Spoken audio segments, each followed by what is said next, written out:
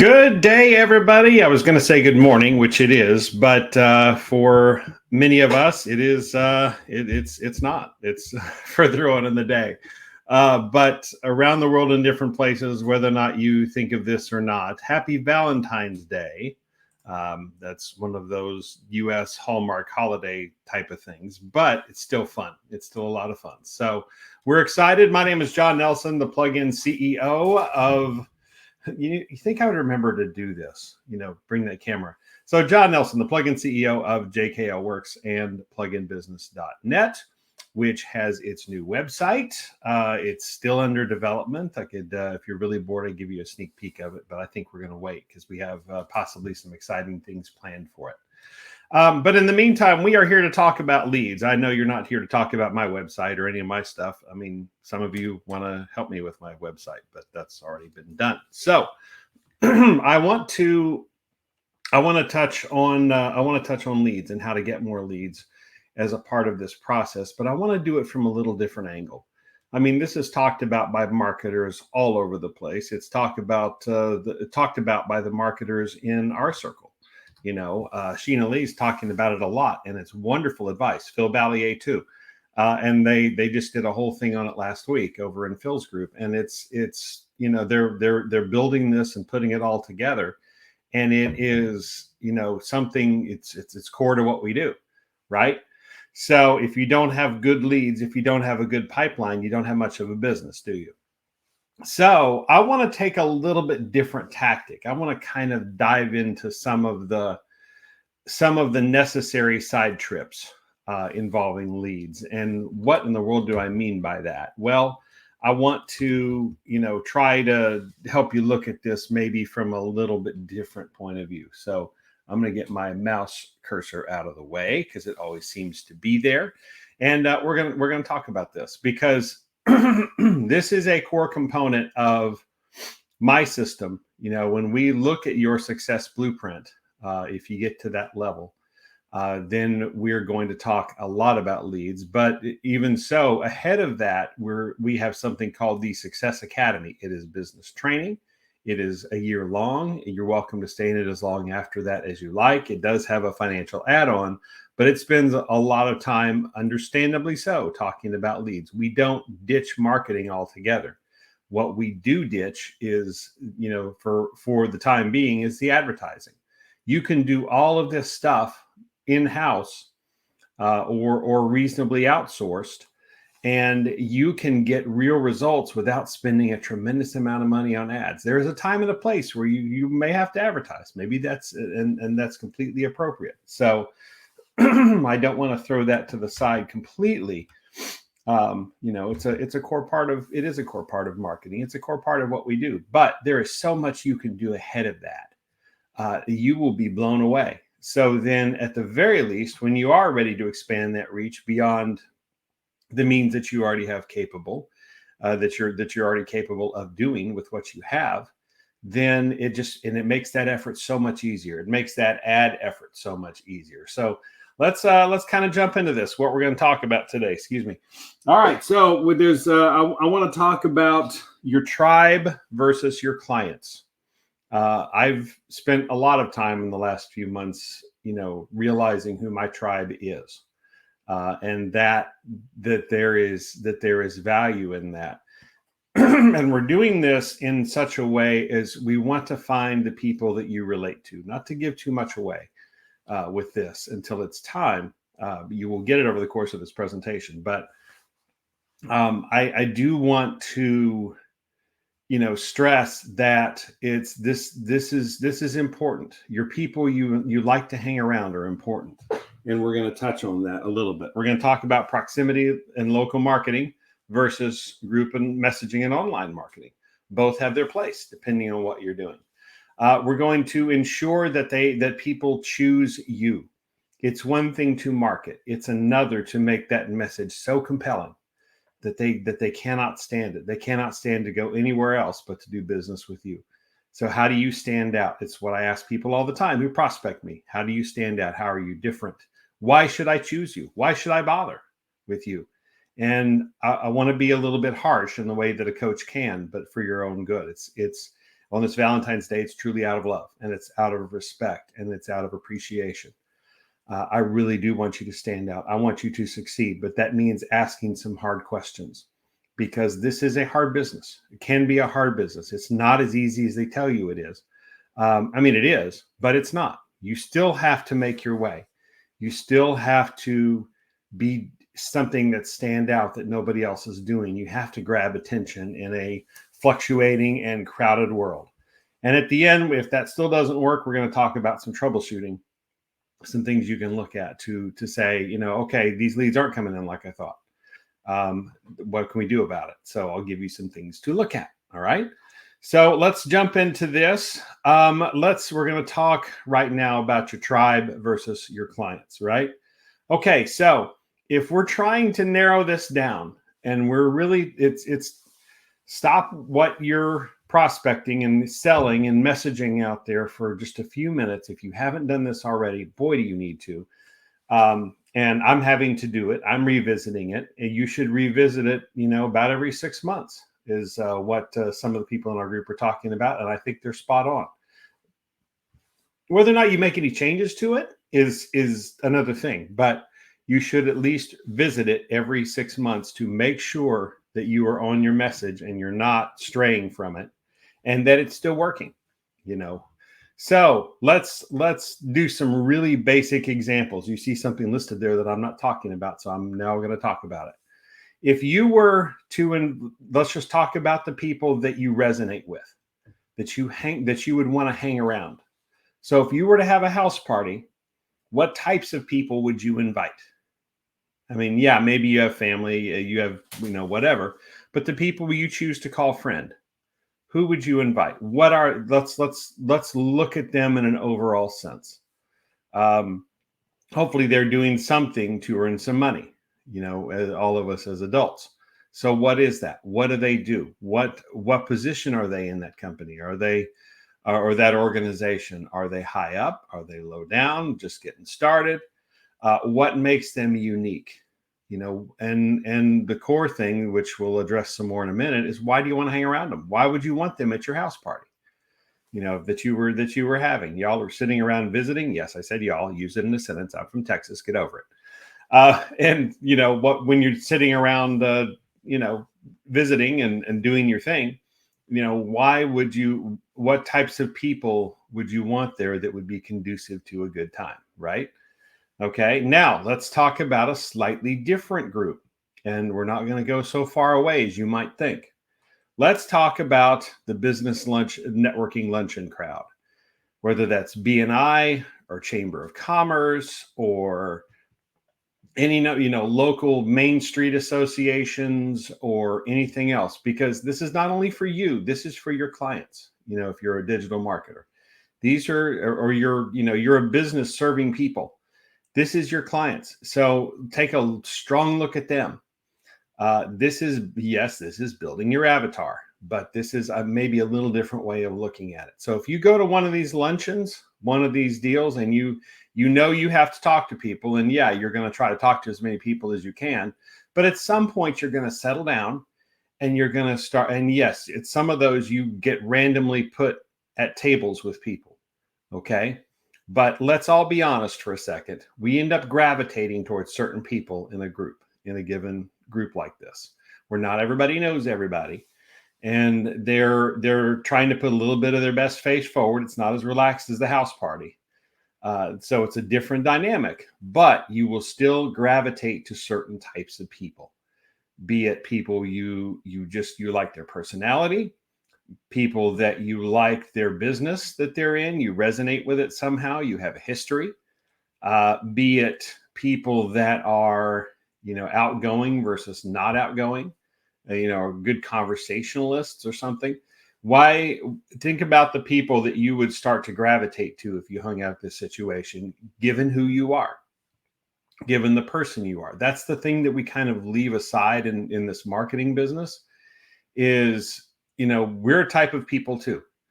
And so if we're not an outgoing person, we're not going to seek outgoing people necessarily, you know, because then they'll carry the conversation and frankly, they'll get bored with us and they'll move on. But we don't want complete wallflowers either, who don't do anything, and you have to drag a conversation out of them kicking and screaming, and you're going to wonder, okay, tell me again why you're here. So, but some people are wired that way, and some people that are business owners are wired that way. Some people are just so focused, on growing their business that they come off as arrogant, they come off as focused, they come off as whatever, but they're growing their business. Or sometimes they are just arrogant. So maybe that's the type of people you're attracted to. So, and I don't mean physically, affectionately attracted. I mean just in a personal relationship sense. We all have people that we're attracted to, that are, that we gravitate to. Okay, that we would want to hang around, and we'd want to have a conversation with, and it's a good conversation. The joke is when two engineers or two IT people get together. It's not a joke, unfortunately, it's reality. I know, because I've done it. You get together with people and you start swapping. It's like at least the guys anyway, it's a machismo thing. So they start swapping, I did this and I did this and I did this and I did this, it comes off as really arrogant, and to some extent it is, but you feel like it's an ego defense. You're sort of, comparing these notes, and a lot of times you come out of it with, oh, I never thought about that before, maybe I'll try that. And it's sort of a way of positioning yourself, but building credibility, right? But we all do it in some form or another. It just takes slightly different forms, because we want to be legitimized. We want to understand that that we have a place in this, right? Okay, so now this is where we start to put it together, right? So the people who would be the people that you would choose? I've been asking that question. Who would be the people that you would choose in these particular scenarios that you would choose to gravitate to, that you would choose to share your business with at the networking luncheon? Who are those types of people? What type of businesses are they in? Who are those people that you would feel comfortable talking to at your house party? Or any house party that you attend? Who would be those people? You're going to talk to somebody. Who are they? And what traits are about them? Are they in a particular type of business that you have some background in?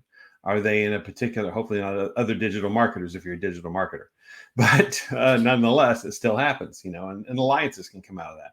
So who would be those people that you would choose, right? And okay, and then now let's talk about the people who among that group that you would choose that might buy something from you, anything. I don't care if it's Girl Scout cookies, which, by the way, it's that season, by the way, and there's a Girl Scout in my house, so I got cookies. But nonetheless, it's who would buy something from you even when they don't want to, or they would buy something from you to support you. What types of people are they besides family? What types of people? What are their traits? What are their characteristics? You look at these four things, and you build sort of a profile. This is not your complete avatar profile, but this is, if you look at it from this perspective, it will help you. It will help you to form the rest of it, because the rest of it is business mechanics and psychographic mechanics. But you start with this. You got to have somebody you relate to. Otherwise, if I'm trying to go talk to lawyers about my business, and I don't particularly like hanging around lawyers, it's not going to work. I don't care what they tell you. I mean, yes, there are people in life who can, the consummate salesman who can sell an igloo to an Eskimo, right? But, or sell ice to an Eskimo as it goes. But I mean, they sell something they don't need and they already have, right? But you still get them to buy it anyway. So there are those people, but I'm talking about in general. Who would buy something from you because you relate to each other? Maybe it's another IT person and you're going after IT people, and you're an IT person. And so you kind of resonate with them and you end up having all kinds of conversations, but you realize in the midst of those conversations, there are some gaps. There's some things that they're not doing as well.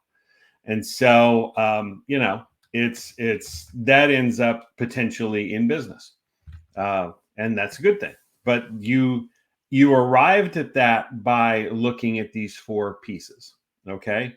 And then you say, what are the traits? What are the traits out of those to create that avatar? What are the things that I can draw from this? Is it a complete picture? Again, no, but it should be a great start in what is kind of a challenging exercise for a lot of people. I've got to do it myself here shortly, but it's still challenging nonetheless, or can be a little bit if you don't have a good imagination, and if you haven't paid attention, and if you haven't taken notes about the people you've interacted with, the businesses you've interacted with, the people that you gravitate to in social situations. So spend some time thinking about that. Really write down, make a list of what about these people is pleasing and appreciative and comforting to you. And turn that list into an avatar, turn that list into a profile of a fictitious person that you would do business with. Say you grew up around, as some have, you grew up around dentist offices because maybe your family, your parents or whatever were dentists. And so you know how to communicate with them. You know what they need. You know what they want. You speak their language. They're your people. They're your tribe, even though you're not a dentist, but you can relate. So you know their pain points. You know their places they're missing. So use that to your advantage. So I hope these are good places to start. So really go through and work out that avatar. Really go through and form and shape that, because it shapes your messaging, and it's going to shape. And you're saying, what does this have to do with leads? This has everything to do with leads, because if you're fishing in the wrong places, you will get nothing. You will get very little, except out of mercy. Okay. If you don't stand out to anybody, if you're just generically tossing it out there, scattering it and seeing who bites, most people won't. But if you come back and say, hey, I know you're a digital marketer and I've watched some of your stuff and you probably have some gaps here. This is what my expertise is, and this is why you need me. Can we talk about what that looks like? All of a sudden, you have said things that got my attention because you were paying attention and you were fishing in the right places, and where the fish are. The fish are different for you. They like your bait, maybe as opposed to somebody else's. There's a reason they call the lead magnets, they call them bait. I was looking at a value ladder yesterday, and that was one of the names for it, was bait. Okay, you want to attract people. It's a fishing metaphor, but it's a good one, because that's essentially what you're doing. And to do that, you're going to have to speak somebody's language. This is not necessarily niching. Okay, if you want to niche, great. If you don't, that's still cool. But if you're not going to niche, pick a group of people, at least to start, and see if this works. Okay, and you can test this. You can test this whole thing. In fact, I strongly encourage you to test it, and hopefully you'll have better results than these two guys. I just wanted to throw this in there. I don't know what was on my mind, but Dr. Bunsen Honeydew and his assistant Beaker, look them up on YouTube. They're Muppets. They are hysterical, but they are the scientists in the group, and things pretty much go horribly wrong most of the time for them. So I hope you don't have that same result, but I do encourage you to test this theory. I mean, if you don't think this is what I'm saying makes sense, if you don't think the things that Sheena and Phil and even Jennifer to some extent, Maeve, make sense, then test us. And so try it this way. Okay, so let's assume for the moment that the groups you're going to create, you're going to create a couple groups there. I don't want to jump the shark too much, so let's just unpack each one of these. So let's assume that they would buy something from you, that they're the groups that would buy. They're your proposed target. Okay, so they have that in common, that they're people who may need what you have. So pick one group that you have a couple of traits in common with. If you go back to the previous slide, to this, find a couple of traits there that they seem to have in common with you, best you can tell. Maybe they're in a particular industry, maybe they're a particular place in their company, and really work through that. So so pick something that has a couple of traits in common. The next thing you do is pick a group you have nothing in common with, not even close. If you do, and try them out, prospect to both of them, see who wins, see what their reaction is. If they buy from you, see why. What I think you will find is that the people you have some things in common with, that's why we spend this whole time doing this, that you're able to speak more directly to them and to their pain and to their issues and to their situation, the better off you will be. Myself, I mean, I will test this all the time because I have been a small business owner.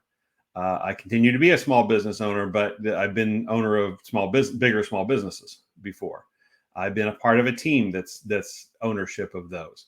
I've been in markets that work and markets that don't, and had to compensate for both. I did poor planning and it got wrecked. There's a video out there about the story of Green Trailer Parts, if you ever want to see that. And I urge you to at least watch a little bit of it and live in my humility a little bit. But we talk about success all the time. We preach success. We want success. We're selling success, but you learn much from failure. And the idea, of course, is to have far more success than you ever have failure, but to forget the failure. Okay. So, but see who comes out ahead. See which groups come out ahead, and spend a little time just to yourself analyzing the results. Who bought more of what you had? If you had this, if you had messages targeted at both of them, who believed you more? Who bought what you had? And analyze those results and just see what happens and test this for yourself. And then go back, every once a year or a couple times a year and revisit it. Try it again. And make sure your messages are on point. Make sure you're talking to the group that you want to talk to, particularly. And it's also to say you could have more than one group. If there's another, if there's a couple of different groups that you resonate with, fine, cool, no problem. Same thing applies. Take the same messaging and speak to them in the ways that they need to be spoken to, right? So, okay. All right, let's talk about the back to the lead generation. Now, most of this is not new, okay? What you're about to see, as you'll read part of it there, is nothing new. We talk about it in marketing all the time. There's nothing revolutionary here. What is revolutionary, before I start, what is worth looking at, what is worth listening to, is if you try any of these tactics without narrowing down who your audience is and speaking to them in using these methods, you will fail. If you do not take the time to know who you're speaking to, if you're just pitching stuff out there and lobbing it out there, whoever bites, okay, that's enough for me. Well, guys and girls, it could be so much more. If you take the time to narrow that, to focus that message to those people that you're focusing to, and can be multiple ones, can be over time. You can have multiple avatars and multiple audiences that you're working to. That's fine. That's cool. That's no problem. They can be in different niche. They can be in different niches. They should be at least a little bit in some type of group that has things in common. If you want to call that a niche, fine. But it just helps your messaging so much more. It really does. And if you're really speaking to them, that is the difference that you would be surprised how many people miss. I know, because they're messaging in our group all the time. They're just throwing it out there. They're throwing out emails. They're throwing out that they're an expert in something. Who cares? There is nothing about you that's compelling. You're not speaking to me. I know you're sending that to the dozen or so groups that you're a part of. Don't. You will never have success. I'll make sure you don't have success until you change, until you figure it out, until you get our attention by saying, I see your pain points here. I understand them. Here's something you didn't know that I knew. And when you hit those, it, because they'll be like, oh, okay, yeah, all right, yeah. You have been paying attention. If you've never been in a sales presentation and have that happen, you're missing out. You're not doing it right. Because at some point, if you're doing what you're supposed to do and you are in a sales presentation and that happens, it's like gold to you. It's like caffeine. It's feeding everything. You're just instantly validated. Okay, what I'm doing is working. I got them. I paid it. They're paying attention. I have their attention now. It's like magic. It really is awesome. Okay, so let's talk about local strategies here. Again, nothing new, but still apply them to apply the branding, the avatar that we've been talking about to this, and watch what happens. All right. All right, some great strategies here, nonetheless. You certainly have the local networking groups that we talked about. This is again local marketing, so Chamber of Commerce, BNI, Main Street associations, shopping center associations. Even like groups in an area. Say you're talking to chiropractors. Maybe there's a local chiropractor association. Maybe there's a local dentist association of people that are kind of in that area that are aware of the issues that are going on in that city, in that country, in that region. Don't do country necessarily, but when you're looking for groups and commonality, because then it's not very local, but the region is. That people that you would have, that they would have something in common that they can get together and talk about their stuff. That's their tribe. So, I mean, it's look for those as opportunities to talk about what you offer and why it's different, right? Okay, looking at the notes here. You have certainly live seminars and events that you can show people, and there's an extra component of that we haven't really touched on. Referrals. There's my referrals in there. Those are always good, and to encourage that. And again, you will be stunned for digital marketers how many people don't utilize referrals. They're starting to. I'm seeing it more and more and more because it works. You're getting a great potential return on investment, and you're building fans. We all want to build raving fans, right? For our businesses, and if they trust you enough that they're willing to bring their friends, then there you go. That's a referral, and you should have it. Okay, then there's certainly database reactivation, list reactivation, or list building in the first place. If you run across a business who doesn't have one, there's tactics to do that. If it's a restaurant, you have QR codes around. You have certain offers. You have drawings. There's so many ways and contest ways to do this that all the other companies are offering these as little throw-ins for if you buy their credit card payment processing, say, for example. They're throwing in some marketing strategies, or their whatever it is that they're selling. They'll help you build those lists too, particularly sometimes in places where it's hard to build the list. A restaurant can be a hard place to build a list unless you have a specific reason that they need to give up their email address and phone number. They usually don't. Maybe you can pull it from the credit card records. Maybe you can pull it from different things. But if they don't charge with the credit card, how are you going to know? So you give them incentives to do so. So big deal. And then you can reactivate the ones who you'd be surprised they're not reaching out to, right? Okay, then we have local sponsorship. Yeah, I'll cover the last one too in a minute, and I'm not sure why that's bolded. But local sponsorship is tricky because we all get from the nonprofits, and they have to do this, so I don't begrudge them that at all. And it helps them sponsoring and exchanging your name, your logo, your business for some money to help support what they do. If my message there is, if you're strategic about it, then you might get some benefits you didn't expect. Find a charity, find an organization that aligns with what you do. Find something that is community facing that aligns with what you do, or the type of, again, your tribe that you're gravitating to.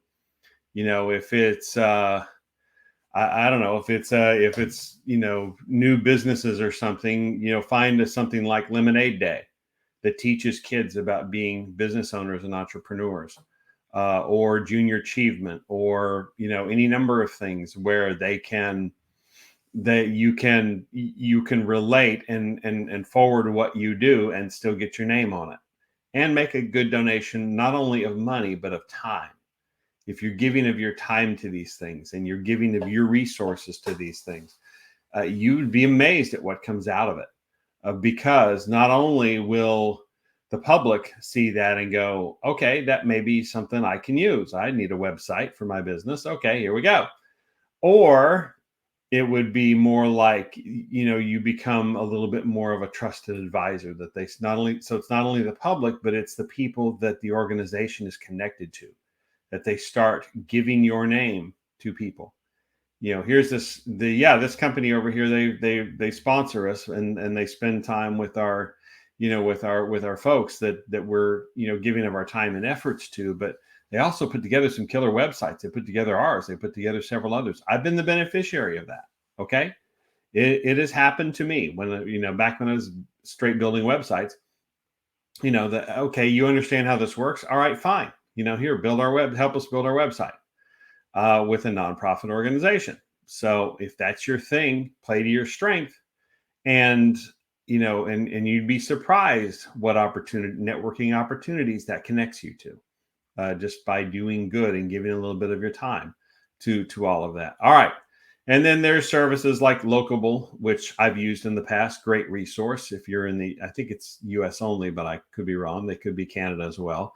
They market to Main Street associations and chambers of commerce. They're all about this local networking and connecting these businesses together. And they have some cool ways to do it. And they have some back-end marketing services for those who need. So go check them out. They're a great organization.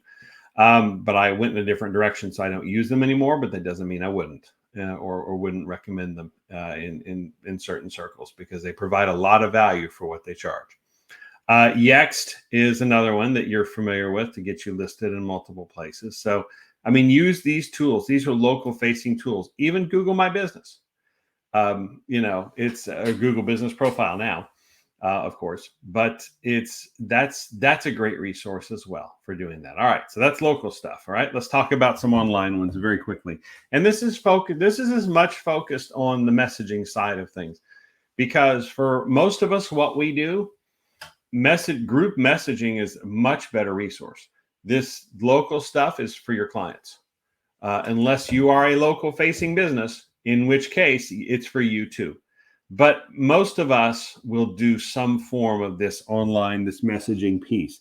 So social media marketing, that's obviously, and do that by direct messaging. Don't just go post in a group anymore. That doesn't, I promise you, that doesn't work. It will get you banned. It will get you shut out.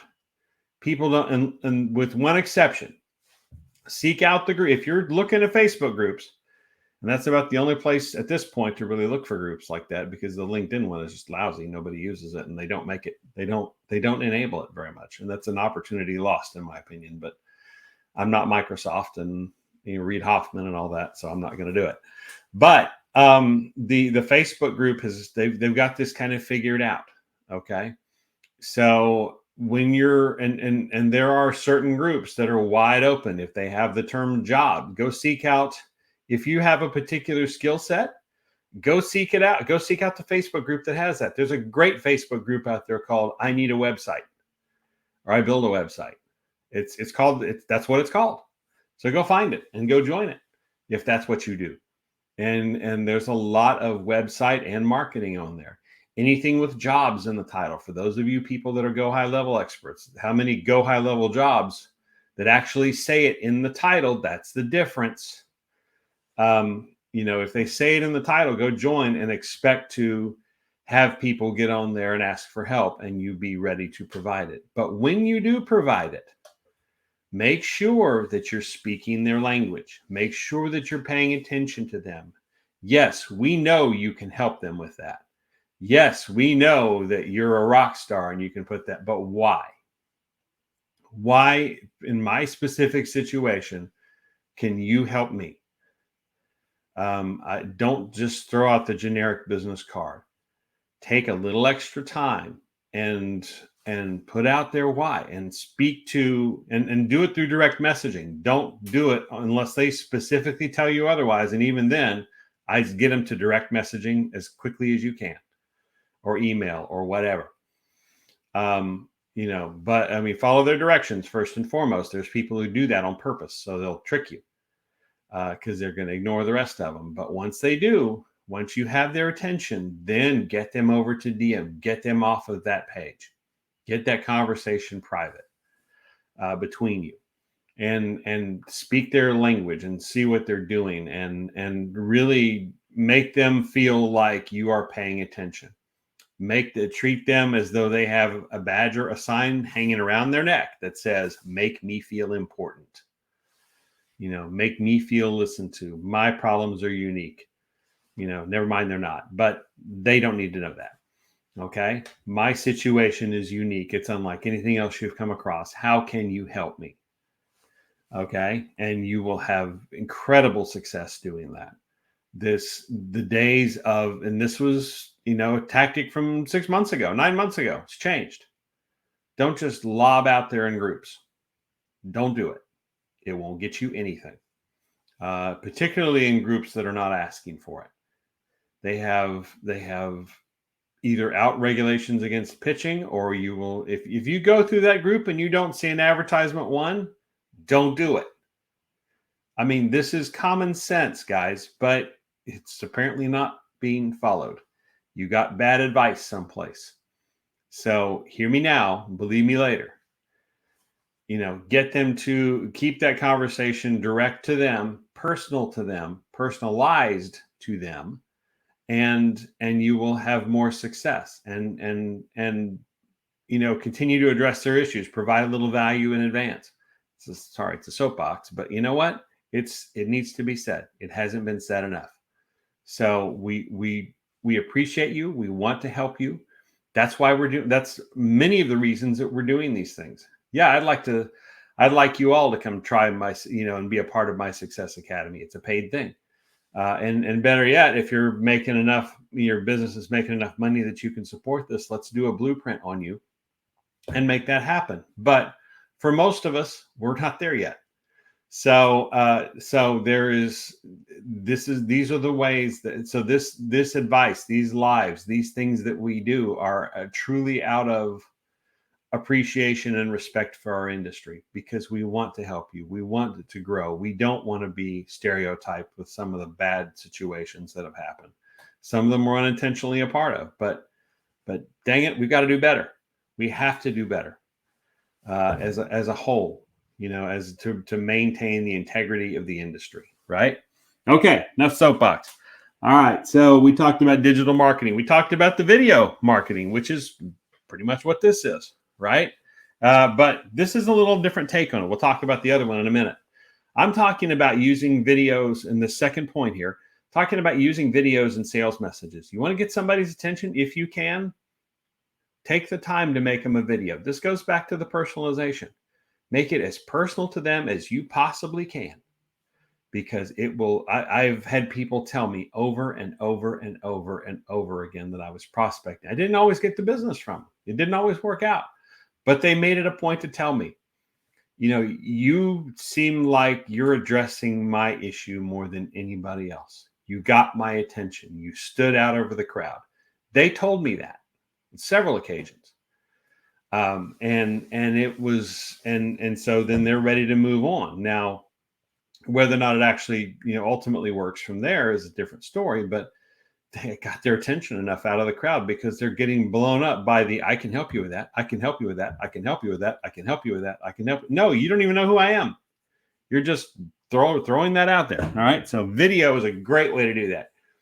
There's even a tactic, going back to the local for a second, where in prospecting, where I've seen people do this, and it takes a little work, but if local businesses are really your thing, shoot a selfie with your video, with your camera, standing on your phone, standing out in front of that business, or with their sign in the background where they can tell exactly where you are, and say, hey, I was by your business and I noticed a couple of things here. Let me point those out. And then I'd really love to talk to you about those, because I know it can make a difference changing those around for the amount of customers that come in your door.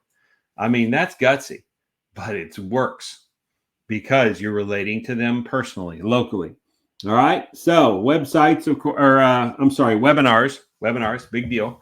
You're going to start to see from me some webinars to get people's attention, introduce you to my system. And and those are all going to be all new material that you have not seen necessarily.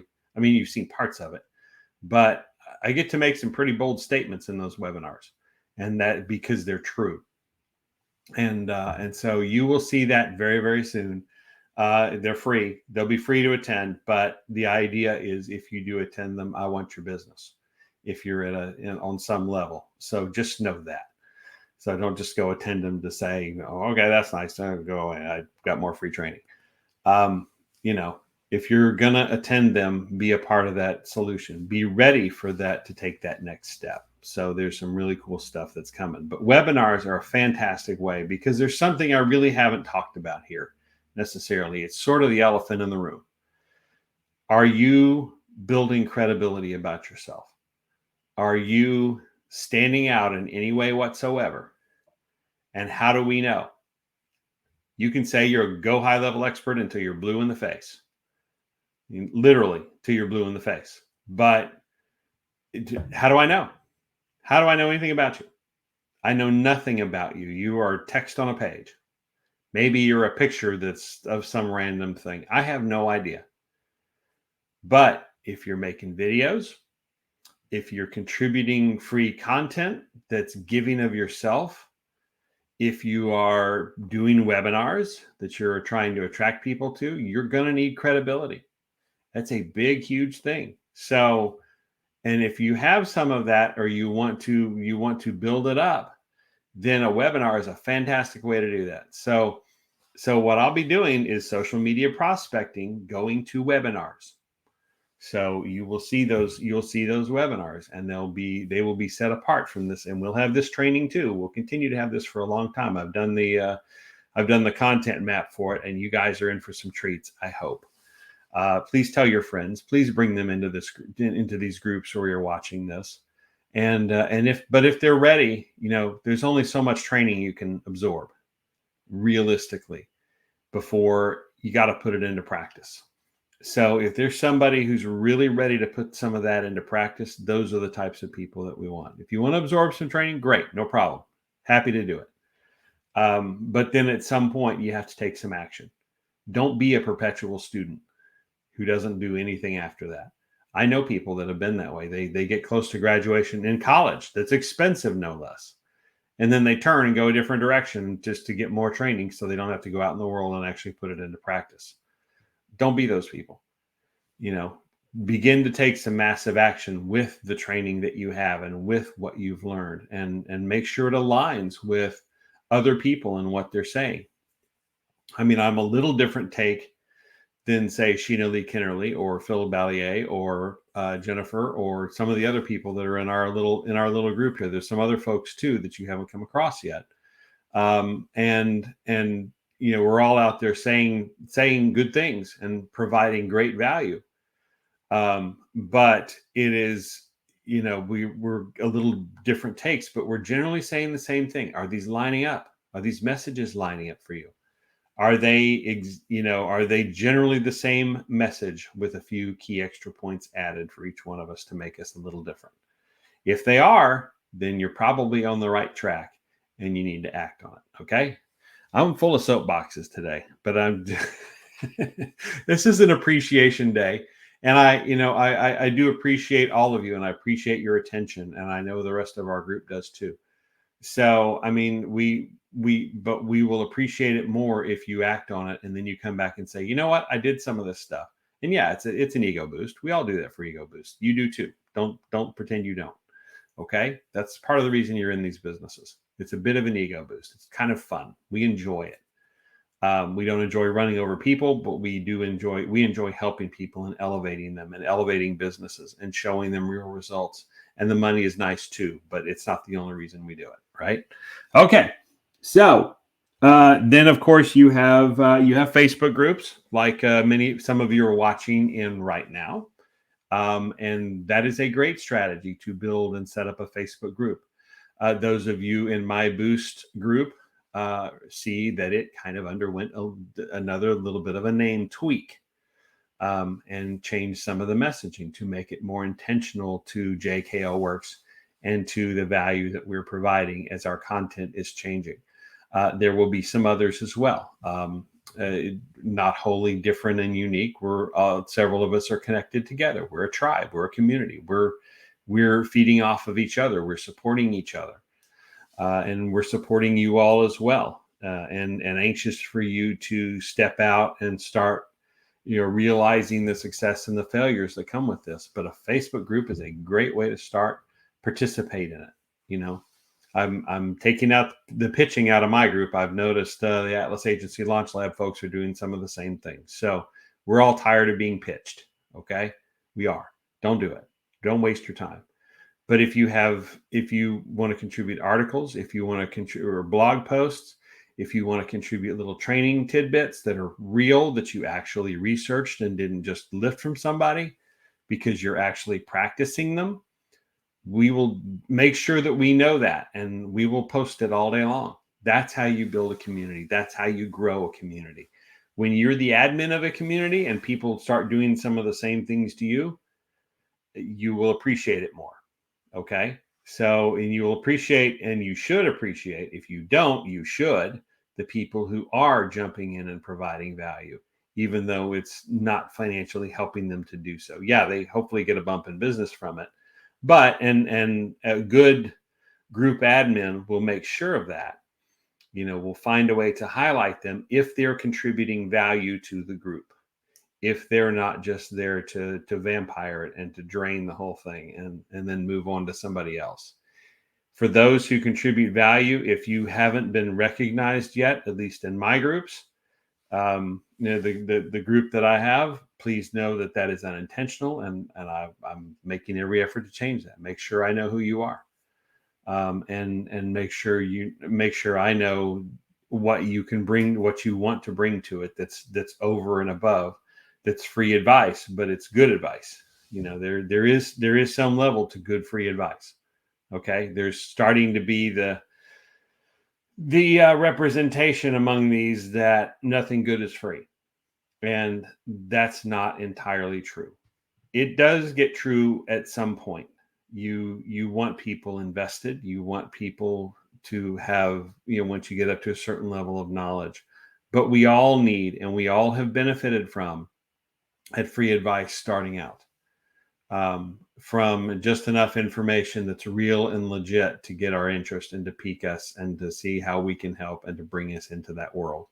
I have benefited from that. You have too. Don't pretend you haven't. But Facebook groups are a great vehicle to do that. Again, LinkedIn, opportunity lost, guys.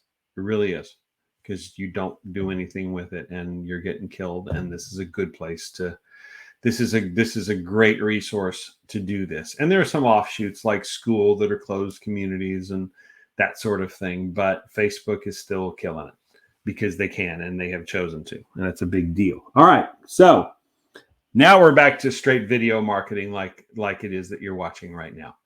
So yes, giving you training. Yes, it's free to watch. Yes, there's more value if you pay. But that's the strategy behind it. And I'm doing more than that. I hope I am lending my passion. I hope I am lending my expertise. I hope I'm lending my heart to this. That you see some of this out there. We don't always have the business testimonials that we want, but we may very well have, a body of work. I mean, LinkedIn, one thing LinkedIn is good at is promoting your body of work. So if you're willing to put it out there, they give it a lot of play. They give it a lot of exposure. They give it a lot of visibility because you're willing to put out that. And so people get to see who you are and what you are and why, and the things that you believe and the things that you promote. More than just selling your business, but your why. They build that in.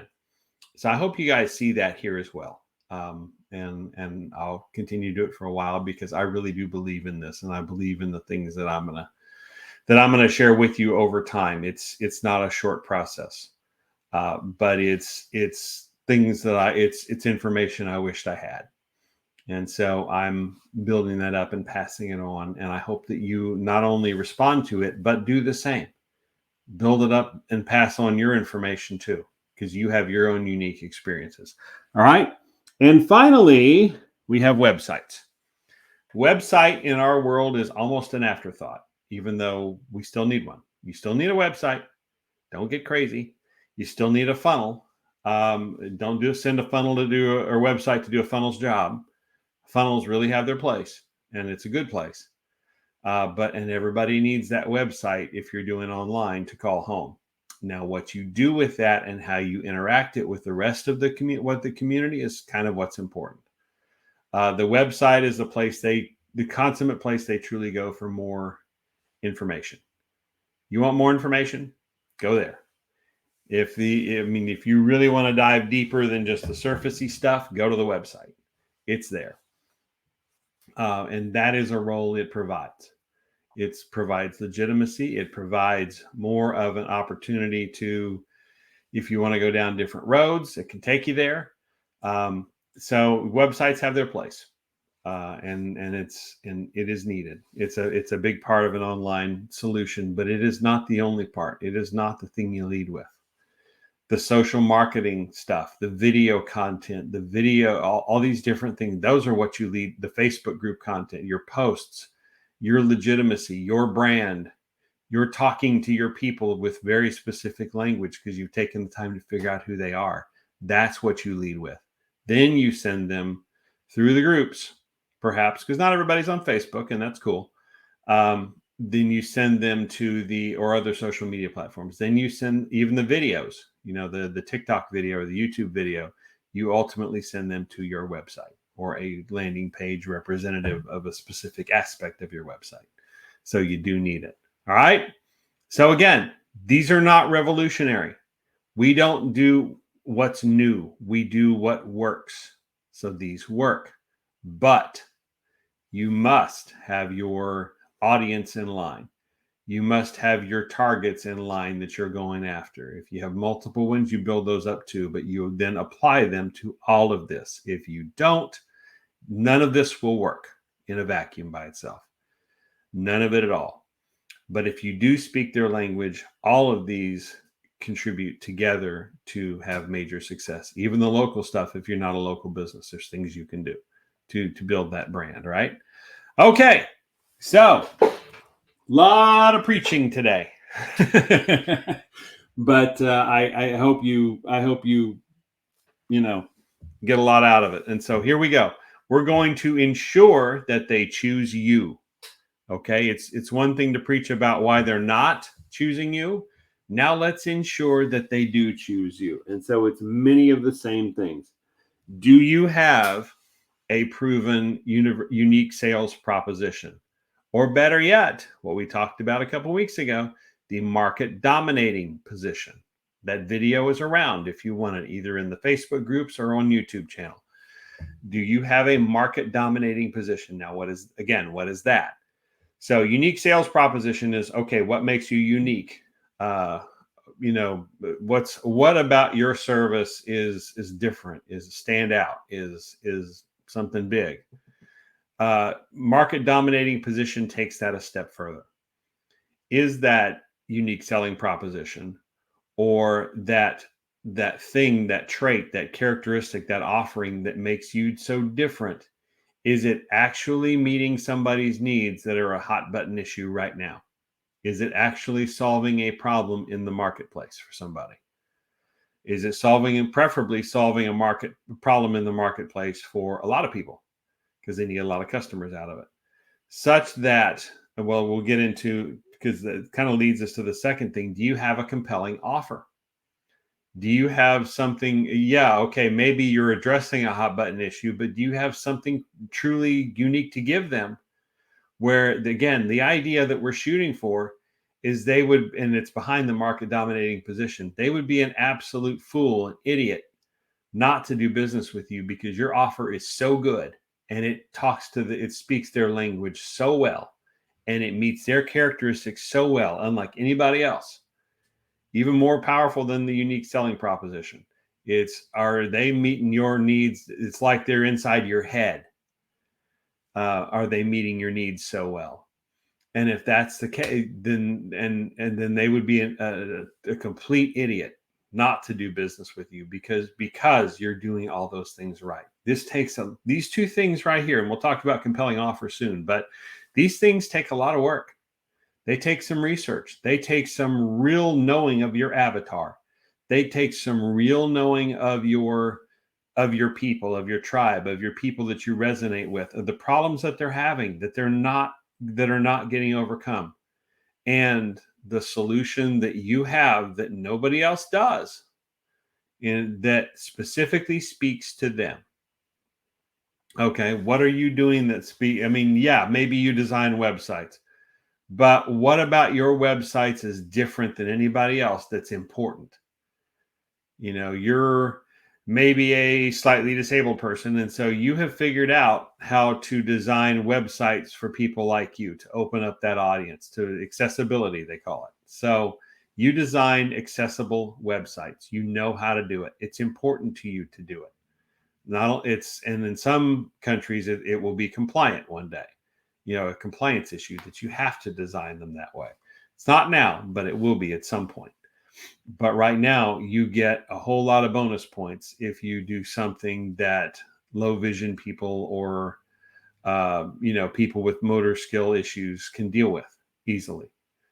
So that's one example. But what are some other ways that maybe you have a unique a colleague that I'm in contact that I will get on one of the plugin service profiles. I've already offered it to him.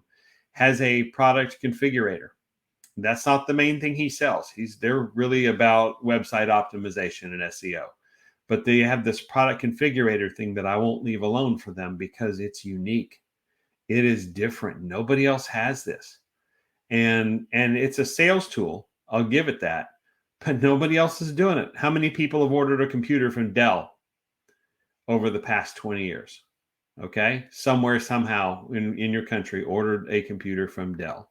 You have used something that has set them apart from anybody else, and that is their product configurator. I promise you have used it if you have been on their website ordering anything. And as proof that it works, when you go to the other computer manufacturers, guess what they have now? They have product configurators. Amazing how that works. And I mean, that's a bit of an older example because that thing has been around for a long time. But I don't see it used in places in marketing where you could.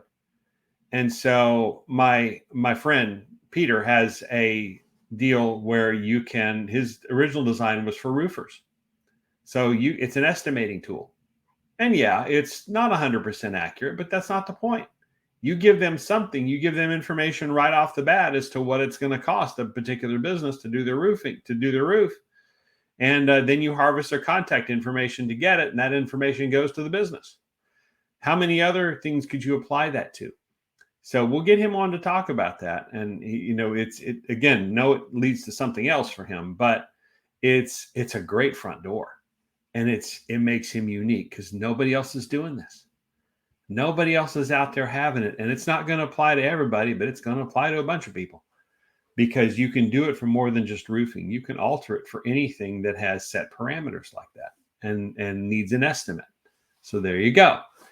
There you go, Peter. Free plug for you, buddy. But also, so you have that's his compelling offer. That's his thing that makes him unique. Okay. His ultimate offer is we're going to optimize your website. But to get in that front door, this is something you can have right there, right now. All right. Ensure they choose you. Do you add value before they buy? Before they buy. Why? This goes back to what I was preaching about earlier. And yes, it was preaching. I get it. But are you lending legitimacy? Do they understand who you are before they ever make a buying decision from you? It's going to take a while. It used to be 7 touch points. Now it's 30? I don't have, Sheena-Leigh here to clarify that for me, but it's a lot of touch points that you've got to reach people to build your legitimacy, to build your brand, to build your expertise, to continue to give people reasons to choose you, to stand out in all of this noise. There's a lot of online noise after the pandemic, isn't there? We're all benefiting from it, but we all are imprisoned by it too. So how are you standing out? Well, you can stand out by providing value before the sale. Okay. Don't give everything away, but give enough away, speaking to your people that they can't help but buy. They can't help but see that offer and go, I really do need that. he gets me. And now I understand him a little more, or her a little more, because I see who they are. I hear their voice. I see them talking. I see the points that they're making and the training that they're giving. And I walk away learning something. I had to go back and watch that video 6 times and take notes. There were so many good things in there. So, I mean, that's how you provide that value before you start. If you can't do videos or it's not your thing, there's, you can do blog posts. You can have a body of work in blog posts or write a book. That's a big deal now. I've got a book that'll be available as a part of my sales process. There is, there are videos you can create now that don't have voice, but you read them and they're just as legitimate through services like Lumen 5. And some of the others. I've used Lumen 5 personally. Chris McCormick talked about it in the AI deal recently, and it's a great service. It serves a specific need because not everybody wants to read their videos. But if that language is not your native language, or you want to market in different ways, that's a great way to do it. There's some really cool ways to do that. So yeah, it's providing value before they buy. Big deal. Okay. That is a huge deal. Now, this one I threw in for later, but it's important. It's not necessarily a part of prospecting. Okay. But this is a question you still have to have answered. What's your plan when they say yes? What happens when they say yes? Because I guarantee you, if you don't have everything locked down, there will be those surprise yeses out there. There will be these companies that come out of nowhere, maybe usually via referral, that you start working with them and you resonate with them and this is on and this is going to be good. Oh crap. Now what do I do? One of our first stories, it was my father, actually. I ended up going into business with him that started this ownership journey. Even though my family has owned businesses of all types all my life. It's always been a thing, from coffee companies to container companies to all sorts of things, to trailer dealerships and houses and all trailer manufacturers and all sorts of things they've owned, concession supplies. So, I mean, of course, as a kid, they had a candy room at that concession supply that I thought I was in heaven. Man, that was awesome.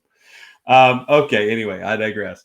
But one of what started our most successful business was literally on the back of a napkin. Okay, because my father was meeting with a gentleman at a company. I'm not going to name the name. He's no longer there. He's retired, but the company is a company you will have heard of, especially if you're in the United States. But had a relationship with them, selling paint to them through another outfit. And it was one of those conversations that my father seemed to have all the answers to address this gentleman's problems at the time. And finally this guy stopped the conversation and said, okay, you're so smart. You seem to have all these answers. Here's what I'm going to do. I want you to go back to your hotel, and I want you to come up with a business that will address all these problems you're talking about. I said, well, I'm going to need a little bit of budget. Okay, we'll discuss that. But I want you to tell me how much it's going to cost to put this company together for you to solve these problems, because nobody else we have is meeting these problems. So if you say you can, and we have the relationship that seems to prove that you can, then I want you to come back with a proposal as to what this is going to look like. And so he went back to the hotel. He was out of town, in their home area, and thought about it overnight, and then came back with a proposal, put together best he could with the resources he had. I'm sure he was in the business office of the hotel printing stuff, and said, okay, here is the service we can provide. Here is the basics of how it's going to work. Here is the value it will provide you. It will save you. If we can save you $1 million in maintenance costs over a year, is that worth something to you? Of course it is. And here's what it's going to take to get it running. And so this gentleman looked at my father and said, that's a lot of money. That's more money than we typically shell out for that sort of thing. My father responded, ever the salesman said, I know, but you asked me to come up with a solution, and this is the solution that will best solve your problem. And to everybody's surprise, including my father's, that gentleman said, okay, yes, do it, make it happen. So, thus was born a company that redesigned refurbished pieces of equipment and saved this great big outfit a lot of money. So all that is to say, you could end up with those people that all of a sudden that opportunity gets very real very quickly. And somebody may have referred them to you, or they may have found you on their own, but you did something speaking their language that helped you stand out. Be prepared. It could happen. So when it does happen, what is your plan for yes? What is your plan for after that for setting it up and getting it going? Don't dwell on this forever. Don't let this paralyze you, but have a very strong idea of what's going to happen if somebody says yes and how you can scale it if it suddenly gets beyond your control. So, I mean, we're still talking about leads. We're still talking about building that in, but I would be remiss as a 360-degree business optimization coach if I didn't say, what's your plan for yes? What's your plan for, how can we start to build this in? Yes, we have to fill in some details later, but how can we build this in right now? So when they do say yes, and if you're doing all the rest of this stuff right and your pipeline is getting filled, somebody's going to say yes. The numbers don't lie. Somebody will say yes. And what will that look like for you? If you're a website designer and you run into trouble because now you can't fulfill all the 3 or 4 or 5 or 20 or 10 or 20 orders you're getting, you have a problem. It's a good problem, but it's a problem that you didn't plan for. So take a little extra time before you start your prospecting at the end of that journey and say, what happens if they say yes? How can I repeat this over and over and over so it scales and I don't get overwhelmed and I still service my customers in the way that they have become used to, because I work so hard to prospect them. I work so hard to get them in the door, and I'm not going to blow it now by having a poor back office process. So, all right, let's talk about some troubleshooting back on leads for a moment, though this applies to so many things. So, all right, you did all the work. You did all the stuff we talked about. You did all these things. You got it going on, right? So what happens when the leads still don't come in? Okay, this is possible. I'm not for a moment saying that this is a guarantee of what we're talking about, and now they're all going to leave. But you will have far more success if you take the time and speak their language through your marketing, through your branding, through your avatar, than you will not doing it. Go back to my test. Test me on it. Okay. Get the Bunsen honeydew and beaker out and you guys test them. But what happens when these don't come in? Okay. What happens when it's still not where it needs to be? I just get the feeling this could be better, or I'm getting no result at all. Okay. So these are 3 things you can look at, right? Okay. How's your offer? That's the first one. It seems obvious, but is your offer really that compelling? Does it really stand out? I'm your go high level expert. Okay. What are you offering me? It's the offer's got to be kind of on the ridiculous side. Again, and we'll talk about this, but it needs to be so compelling that they will slap themselves 10 times over because they didn't take you up on it. Later it comes back and bites them on its own, because they were an absolute fool. And you may get people coming back to you going, okay, I didn't get it at the time, but now I got it. They went away and they had to feel a little pain from some bad decisions.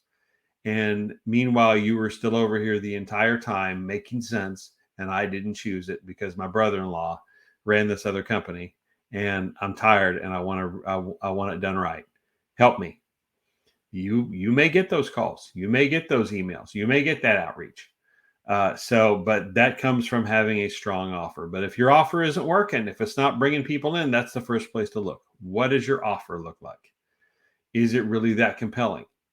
Are you really kind of at least having the sense, giving people the sense that you're putting yourself out there, that you have some skin in that game too, that your success guarantees are a great way to do that.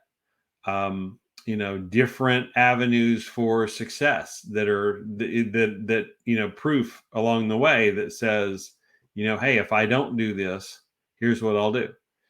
Or I have some that give the appearance that you have some skin in that game, that you have you have something that if it doesn't work, it's going to hurt you too.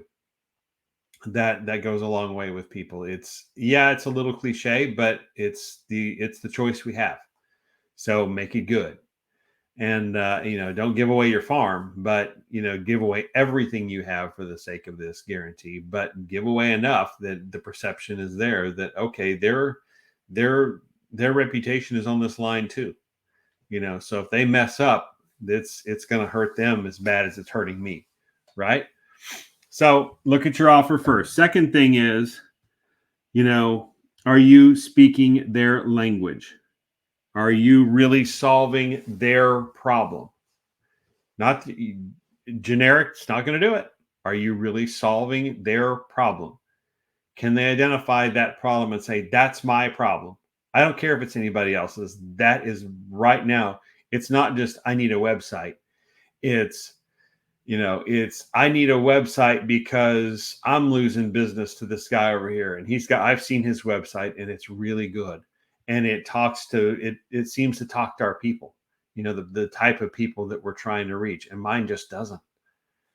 Are you really solving their problem? Not everybody's problem, their problem. It is a game of one by one, by one, by one, by one.